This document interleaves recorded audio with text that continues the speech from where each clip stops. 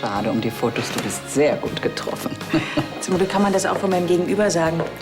Also mit den Bildern sollte es kein Problem sein, seine Identität festzustellen. Noch nie habe ich jemanden so sehr geliebt wie dich.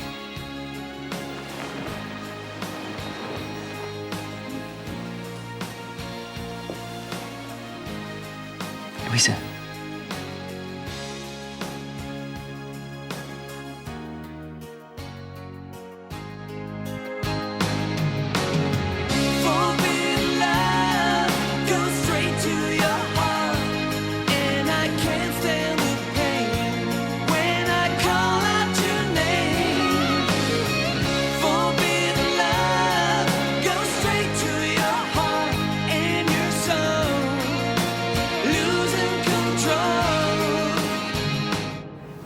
Eduard, wie lange bist du schon hier?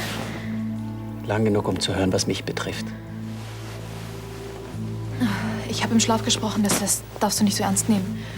Bist du sicher? Für mich hat das sehr aufrichtig geklungen. Ich habe ganz wirres Zeug geträumt. Ich kann mich kaum noch daran erinnern. Was habe ich denn gesagt?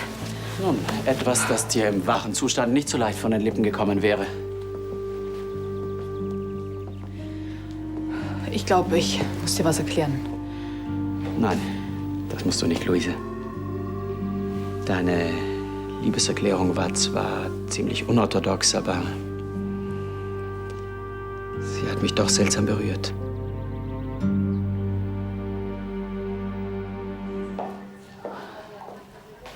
Millionen Euro verschwinden, ohne eine Spur zu hinterlassen? Jedenfalls keine, die wir bisher gefunden haben. Es muss doch möglich sein, den Weg zu verfolgen, den das Geld genommen hat. Das dachte ich auch. Hast du denn irgendwas über diesen ominösen Kunsthändler in Erfahrung bringen können? Globow, nein, leider nicht. Wir sollten Sebastian in die Sache einweihen.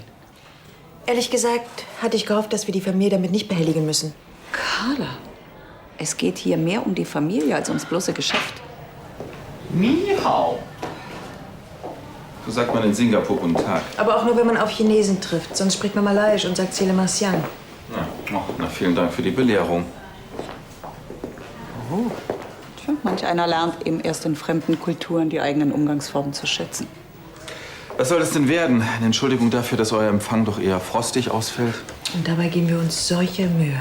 Fragt sich nur, womit? Vielleicht damit zu verbergen, dass ihr ganz enttäuscht seid, dass ich wieder gesund und munter vor euch stehe. Naja, ist ja eigentlich auch ganz verständlich für jemanden, der fürchtet, seinen Posten räumen zu müssen, nicht wahr? Ach, du meinst den Posten, den du seit Vaters Tod haben willst, aber nicht bekommst? Weil er dir nicht zusteht? Oh, mein Gott, habt ihr eine schlechte Laune. Genießt doch einfach die Zeit, die euch hier noch bleibt. Du glaubst also immer noch, dass du mit schmutzigen Geschäften und miesen Tricks ans Ziel kommst? Carla wird diesen Platz nicht räumen. Und ich werde dir auch sagen, warum. Weil sie nämlich als einzige fähig ist, die Holding im Sinne von Johannes zu leiten. Tja, ich will euch eure Illusionen nicht nehmen. In dem Fall erledigt das ja die Zeit für mich. Hier, damit Sie einen kleinen Einblick in unsere Firma haben. Oh, bei der Anzahl Ihrer Kunden in Südamerika werden sich Ihre Übersetzer nicht so schnell langweilen. Lassen Sie sich durch den Kopf gehen. Wir telefonieren dann. Vielen Dank und auf Wiedersehen. Hoffentlich bis bald. Guten Morgen. Matthias? Herr Brandner meine ich, hallo. Mal wieder auf der Suche nach neuen Projekten? Das ist nur so eine Infobroschüre. Sie wollen schon gehen? Ich muss. Ja, ich dachte, wir könnten mal wieder einen Kaffee miteinander trinken. Ein andermal. Natalie, lange nicht mehr gesehen, ne? Sorry, ich hab's eilig. Bis dann. Ja. Ach, was war denn mit Natalie los? Kurz angebunden, schnell verschwunden. Komisch. Vorhin war sie noch richtig aufgeräumt.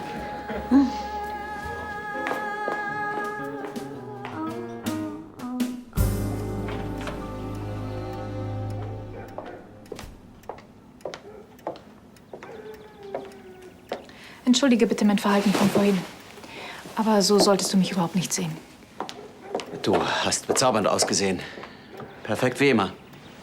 Seit wann gibst du den Schmeichler? Ich weiß, wie ich morgens aussehe. Und frisiert und ungewaschen. Nun, vielleicht hat es ja auch nur an dem gelegen, was du mir im Halbschlaf zugeflüstert hast. Es hat mich berührt. Mehr sogar. Getroffen. Das hätte ich früher nicht für möglich gehalten. Ich wollte dich nicht in Verlegenheit bringen.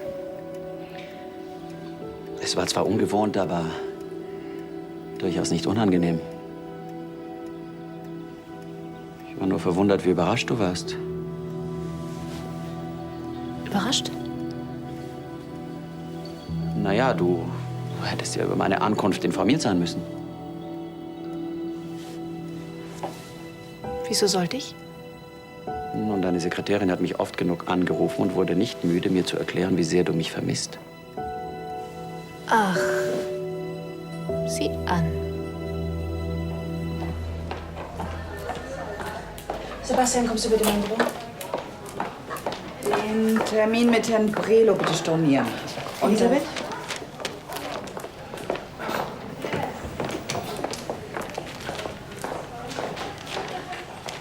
Ich habe die Unterlagen von Lobov. Wie, von wem? Ich kenne jemanden, der uns diskret unterstützt. Glaubst du, dass Diskretion das richtige Mittel ist, wenn es um 3 Millionen Euro geht? Wir sprechen hier von Veruntreibung von Firmenkapital. Wenn so viel Geld einfach so vom Firmenkonto abgezweigt werden kann, dann muss es eine Lücke im Sicherheitssystem geben. Du meinst damit, wir sollten die Polizei einschalten? Ansgar will mich fertig machen. Dazu muss er mir was anhängen, was der Familie schadet. Und dazu braucht er die Öffentlichkeit. Da hast du recht. Solange wir nicht wissen, wie die Dinge konkret zusammenhängen. Brauchen wir auch nicht die Polizei einschalten.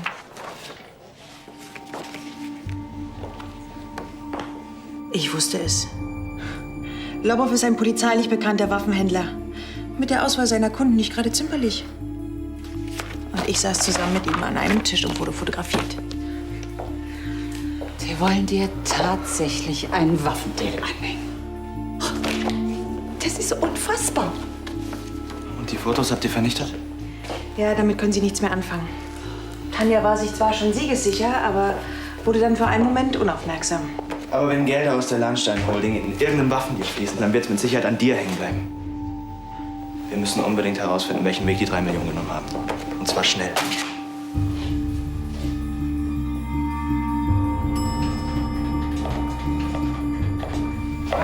Tanja, was ist bloß los mit dir? Da gibst du dir so eine Mühe, diese Fotos zu bekommen, und dann lässt du die Kamera überall rumliegen, dass sich jeder bedienen kann. Es war ja wohl deine Idee, diesen idiotischen Fotografen zu engagieren. Hätte der sich nicht so blöd angestellt, hätten die beiden keine Lunte gerochen. Du lässt nach, mein Schatz. In Singapur hast du dich auch nicht gerade mit Ruhm bekleckert. Hey, pass auf, was du sagst. Sonst fange ich an, bei dir im Keller zu graben. Ja, schon gut, jetzt fahr die Krallen wieder ein. Dein treusorgender Gatte hat ja alles wieder ausgebügelt. Wie selbstlos von dir. Ja, dafür bin ich doch da. Ach, ja, Carla wird nun demnächst jede Menge Geld verdienen. So dumm nur das mit Waffen sein muss. Aber weißt du, was mir in der ganzen Geschichte am besten gefällt? Was denn? Dass Carla höchstpersönlich mir sämtliche Kompetenzen in der Holding entzogen hat. Ein besseres Alibi hätte sie mir gar nicht verschaffen können. Es macht dir sichtlich Spaß, deine Schwester zu vernichten. Ja. Wer spricht denn von vernichten? Das müsste ich doch nur tun, wenn sie mir die Holding nicht freiwillig überlässt.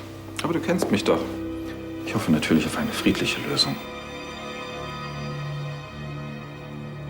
Natürlich freue ich mich, dass Eduard hier ist. Ich frage mich nur, warum er das so plötzlich und ohne jede Ankündigung tut. Sie haben auch keine Idee, was ihn dazu bewogen hat. Baron Tepp ist der Verlobte. Da ist es doch kaum verwunderlich, dass er auch mal spontan Sehnsucht nach ihm hat. Vielleicht wollte er sie überraschen. In dem Glauben, dass sie sich freuen. Wie abwegig. Seltsam. Sie kennen Eduard nicht nur besser als ich, sondern offenbar auch besser als er sich selbst. Er hat mir nämlich Schon gesagt, gut, dass ja. Ich habe ihn angerufen und seinen Besuch angeregt. Ich dachte, es wäre in Ihrem Sinne. Wie bitte? Luise, ich habe das doch nicht getan, um dich zu ärgern, sondern um dich vor diesen Gefühlen zu schützen, die du dir einbildest. Entschuldigung. Ich meinte natürlich, die Sie sich einbilden. Es gibt andere Dinge, für die Sie sich entschuldigen sollten. Mag sein, dass ich mich in Dinge eingemischt habe, die mich nichts angehen. Ja, Sie haben eine Grenze überschritten, Maria. Aber ich hatte dabei nur Ihr Bestes im Sinn. Auch Besseres als Ihre Loyalität zu mir? Ich bleibe dennoch dabei. Eduard ist der Richtige für Sie. Sie hätten ihn nicht herbitten dürfen, nicht ohne mein Wissen. Und jetzt will ich nichts mehr hören, das Gespräch ist beendet.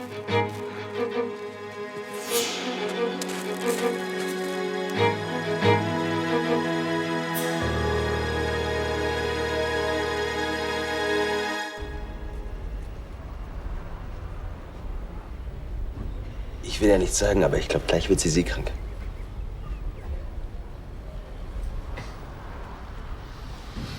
Warst ganz schön weit weg eben. Ich habe gerade ein bisschen nachgedacht. Über Natalie? Wir sind uns gerade begegnet, aber ich glaube, sie wollte mir aus dem Weg gehen. Wieso? Was hat sie gesagt? Eben nichts. Sie ist vor mir weggelaufen. Frauen neigen dazu, solche Dinge zu tun. Das hat überhaupt nichts zu bedeuten. Vielleicht ist sie auch sauer. In letzter Zeit hat sie sich ja ganz schön dünne gemacht. Glaubt ihr, wir haben ihre Hilfsbereitschaft zu sehr ausgenutzt? Wir haben ihre Hilfsbereitschaft angenommen. Sie hat nicht gewirkt, als hätten wir sie als... Oh, boah, nee. Aber auch du, oh, verflucht stinkt das. Trotzdem, heute Morgen, da hat sie mich regelrecht geschnitten. Sowas macht man nicht ohne Grund. Dann frag sie halt. Charlie, war das vorhin sehr auffällig? Dass du Hals über Kopf vor Matthias geflohen bist?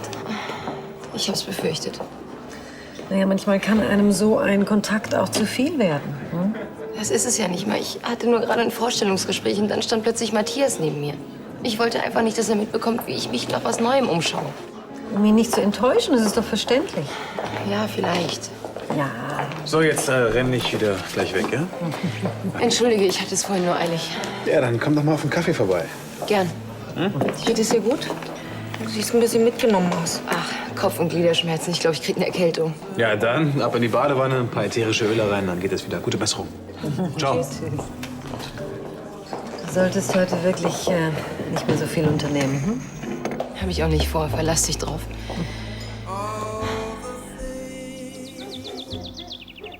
Gefällt er dir? Schön. Danke. Ich weiß zwar nicht, woher du diesen Schal von heute Morgen hattest, aber er war schon ziemlich unansehnlich. Manchmal hängt man eben auch an den alten Dingen. Ja, wenn sie nicht zu abgenutzt sind.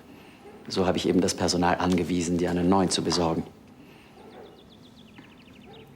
Ich fühle mich sehr geschmeichelt, dass du mich besuchst bei deinen zahlreichen Terminen. Luise, ich muss dir ein Geständnis machen. Das, was du heute Morgen im Halbschlaf zu mir gesagt hast, hat mich schon sehr berührt. Ja? Ja, das hätte ich dir nicht so ohne weiteres zugetraut. Es ist mir ganz fremd. Ich bitte dich, das nicht zu ernst zu nehmen. Ich kann mich selbst kaum daran erinnern. Dennoch hat das eine ganz neue Seite an dir gezeigt. Ich verstehe nicht, was du meinst. Ich möchte mehr in deiner Nähe sein. Für dich da sein. Das ist schön, wirklich.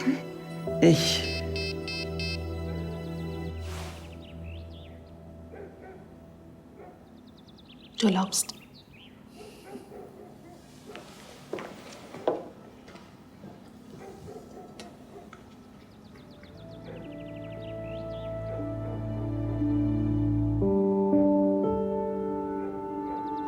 Nichts von Belang.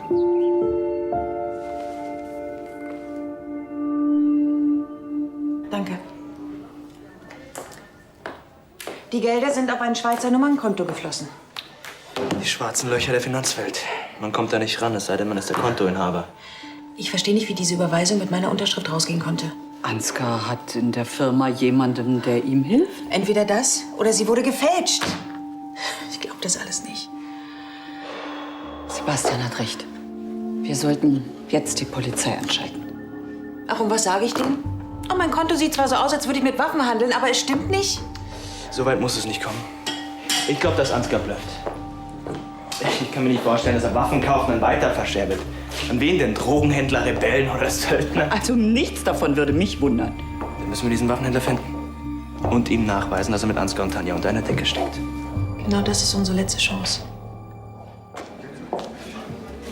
Hey, hallo Natalie. Hallo David, was machst du denn hier? Ich sollte sie der Chefin geben, von Frau Mann. Ah, okay. Kann ich Sie mal stören? Natürlich. Ja, also eigentlich geht es mich auch nichts an. Was denn? Mein Vater glaubt irgendwie, Sie gehen mir aus dem Weg. Und ich glaube, ich und Arno sind nicht ganz unschuldig daran. Was ist das denn für eine Geschichte? Na, weil wir Sie doch angerufen haben, an Ihrem freien Tag, damit Sie uns helfen. David, das ist wirklich süß von dir, aber Christina war krank und ich war gerne da. Mach dir doch über sowas keinen Kopf. Wie schon gesagt, nicht ich, sondern Dad. Er glaubt, er hat was falsch gemacht. Aber was? Wenn er das mal wüsste. Ich werde mich bei ihm melden. Er hat wirklich nichts falsch gemacht. Okay, vielen Dank. Sag ihm einen lieben Gruß von mir. Mach ich. Bis dann. Frau Schneider?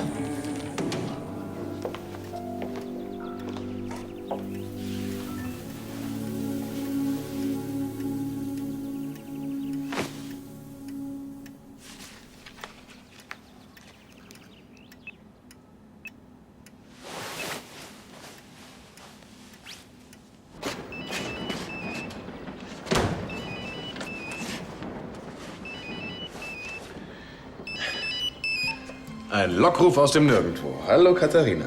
Hallo Gregor. Ich muss mit dir reden. Ich fürchte, ich habe keine guten Nachrichten. Welche Welt geht denn gerade unter? Ich wollte dir nur sagen, dass ich heute nicht kommen kann.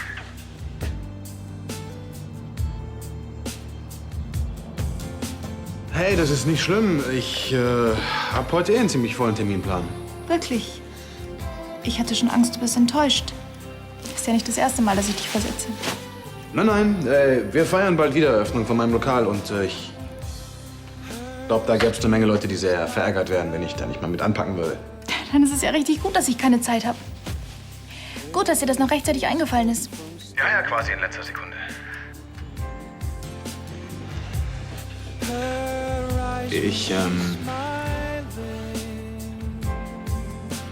Ich vermisse dich. Ich dich auch.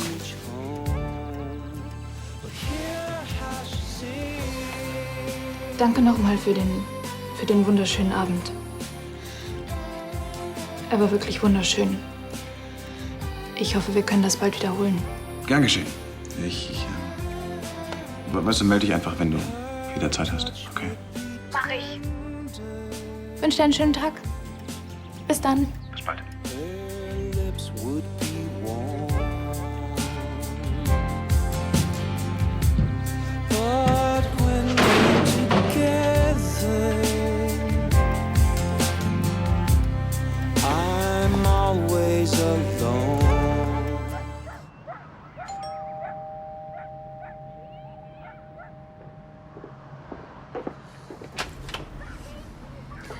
Wie schön. Kommen Sie doch rein. Ich glaube, ich schulde Ihnen eine Erklärung. Erklärung? Wofür? Vorhin, ich wollte nicht unhöflich sein. Kein Problem. Wirklich nicht? Naja, ich war ein wenig überrascht. Wissen Sie, ich hatte ein Vorstellungsgespräch und es war mir irgendwie peinlich, dass Sie das mitbekommen. Mal was anderes. Warum stehen wir hier eigentlich noch an der Tür? Ich wollte nur das von heute Morgen klären und... Das ist ja nun geklärt. Was wollen Sie? Kaffee oder Tee? Tee.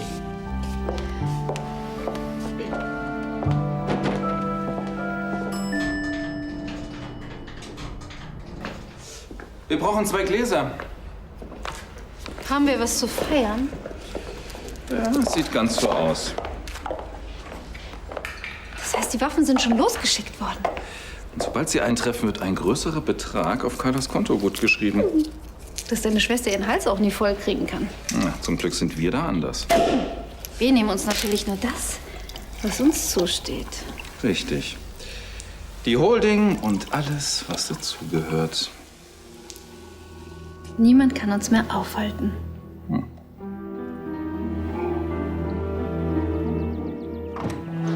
Ich werde Ansgar stoppen. Und wie? Wir haben Lobov ausfindig gemacht, also werde ich mich mit ihm treffen. Was wirst du ihm denn sagen? Nicht viel. Ich lege ihm Geld auf den Tisch. Solche Leute arbeiten immer mit dem, der am meisten bezahlt. wäre ich mir nicht so sicher. Und dann ist da ja auch noch die Frage, ob das überhaupt was bringt. Wenn dieser Lobow aussagt, dass Tanja und Ansgar ihn engagiert haben, dann wird Ansgar behaupten, du hättest ihn gekauft. Was er dann auch irgendwie stimmt. Ich weiß. Aber Lobow ist der Einzige, der meine Unschuld beweisen kann. Ich muss mich mit ihm treffen. Okay, ich komme mit. Nein, das wirst du nicht. Carla, das könnte gefährlich werden. Er darf nicht den Eindruck kriegen, dass ich ihn unter Druck setzen will. Ich werde mich an einem neutralen Ort mit ihm treffen. Wann soll das Treffen denn stattfinden? Jetzt. Ich soll eine eigene Abteilung aufbauen mit mehr als einem Dutzend Angestellten. Ja, da können wir natürlich nicht mithalten. Aber mal im Ernst, das klingt wirklich gut. Finde ich auch. Aber ich werde auf jeden Fall das Öko-Wohn-Projekt zu Ende machen. Das sagen Sie jetzt schon zum 3. Mal. Trotzdem, ich werde Sie vermissen. Wirklich? Ich finde, wir sind nicht nur Arbeitskollegen, sondern auch gute Freunde geworden. Ja, das sehe ich irgendwie auch so. Ich denke, ich mache mich mal wieder auf den Weg. Ja, ich hole Ihren Mantel.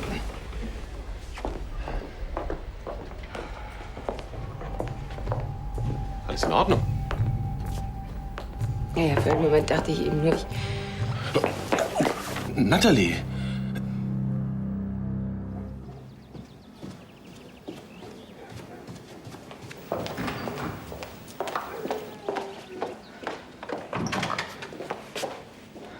Carla, um Gottes Willen, ich habe dich schon für die neue Putz vorgehalten. Schickes Outfit. Wahnsinnig witzig, Ansgar. Ich wollte dir natürlich nicht zu nahe treten, Carla, wenn man das jetzt so trägt in der Lesbenszene. Halt den Mund. Ich wollte doch nur ein bisschen Anteil am Leben meiner Schwester nehmen. Ach, übrigens, Carla.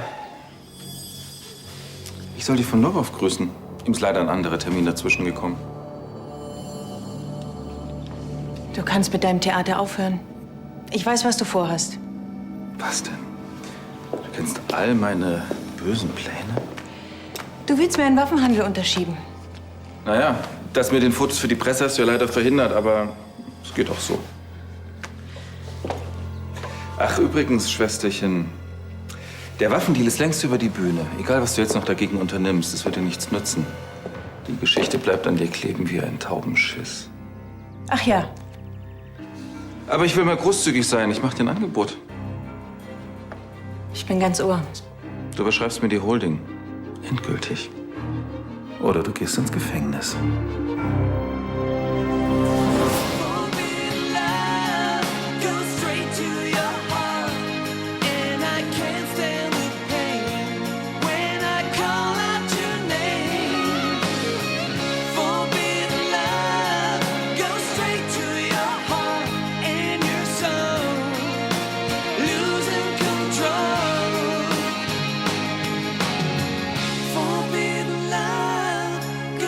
To